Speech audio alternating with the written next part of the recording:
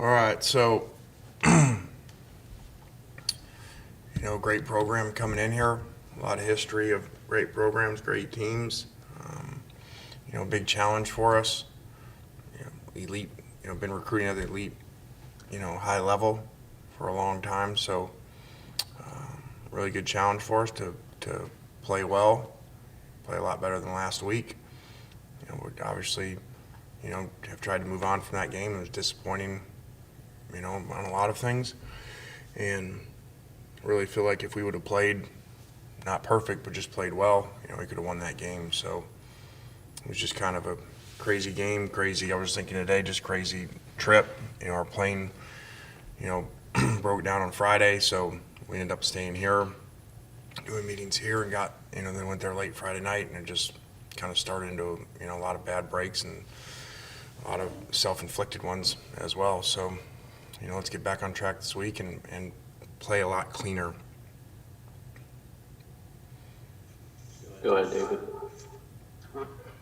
Lane, can you tell us what you see specifically out of Bo Nix as a quarterback and the threats he presents? Yeah, really competitive, very strong arm, can really take off and run with the ball too, which, we haven't done great with that this season. So, very big challenge and a team that's always, if you don't stop the run, you're going to get 50 carries. It's always, how Gus has been. And they're very physical and downhill and how they run, and better stop them or the day gets long. Go to Parrish.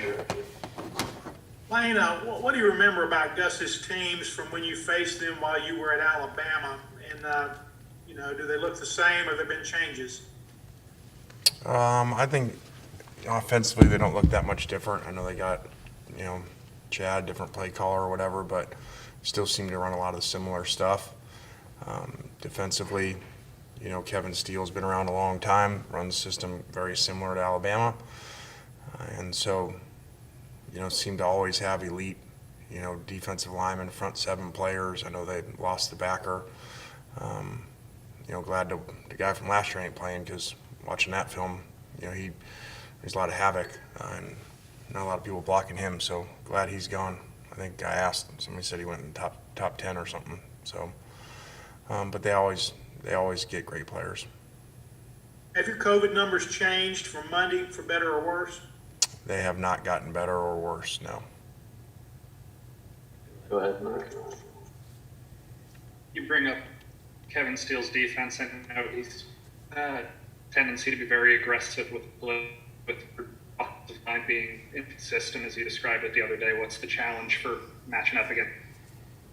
Yeah, very, Kevin's very aggressive. We played him when he was at LSU also, and he was at Alabama when we were there as well. So very aggressive. Once he kind of gets you, keeps coming after you, attacks your protections with a lot of multiple looks, and, does a great job. The reason the guy makes a lot of money. Like tell our guys, you got to always evolve and change and study things week to week, because, this conference doesn't just sit there and play the same defense on you every week. They know what they're doing. Back to David. Hey, Lane, since we've got, I guess, 4 games of perspective on this now, I'm just curious what your take is on this all SEC schedule, 10 straight SEC games, no lesser opponents sandwiched in there. I mean, what effect is that having on your team? Well, I did an interview this morning on that subject, and any coach that tells you they like it, I don't know that they're really being honest. I think it doesn't help the development of your team.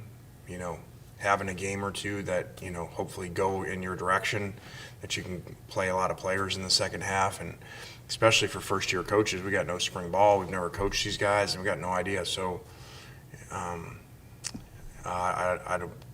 would not think that this would be something that coaches would want permanently.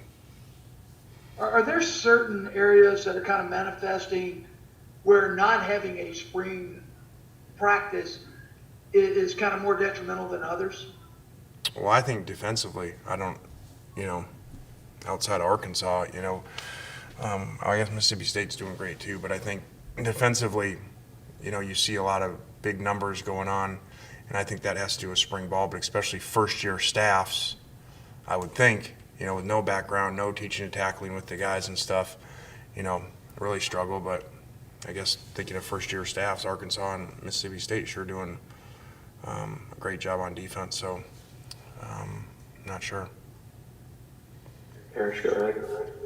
Lane, staying with defense there, what have you saw from your guys in practice this week, and do you expect a performance similar to Arkansas? Do you expect some carryover from that game defensively? Well, I hope so. I think these guys are a little bigger up front, more physical in the run game, which is a challenge for us. I think our players practiced with a little more confidence after doing some things last week. So hopefully we build on that. But, we're struggling with numbers over there for whatever reason. That's where the injuries, but especially COVID, have hit us, and social tracing. I know you don't want to get into personnel, but can you give us an idea? I mean, are there a number of offensive people who are on the defensive side now? Would we possibly see people on defense of the game that would surprise us? We've moved, Mark, Brett, there's two others, that you would know their names that we have moved over there. I think you'll actually see one, if not both of them, Saturday. That's how, bad our numbers are over there. So we've just tried to make the best of a situation none of us have been in. I mean, I guess I kind of had something like this, with the sanctions at USC, with limited roster. So, it's very challenging. Yep. Thank you. And I always think it affects you most when your numbers are low in general. It affects you most on defense because that's where you really, substitute more players throughout a game than offense. Hey, Lane, I was kind of curious from a big picture standpoint, a little bit, sort of following up on what David asked. In terms of, you didn't have the spring, obviously, which would have been a big evaluation period of your current roster. You didn't have a typical preseason. After having these first 4 games, has it changed maybe the way you view recruiting needs and that kind of thing going into this offseason in a few weeks? Yeah, well, not to be negative, that's another, tough situation we've discussed. We're trying to sign kids here, and it looks like there's a very, very good chance we're never going to see them or meet them, to evaluate them as people, let alone as players. So we'll just do the best that we can in the situation. Any more questions for Coach? Go ahead, David. Yeah, Lane, just kind of following up on the recruiting aspect that Neil asked about.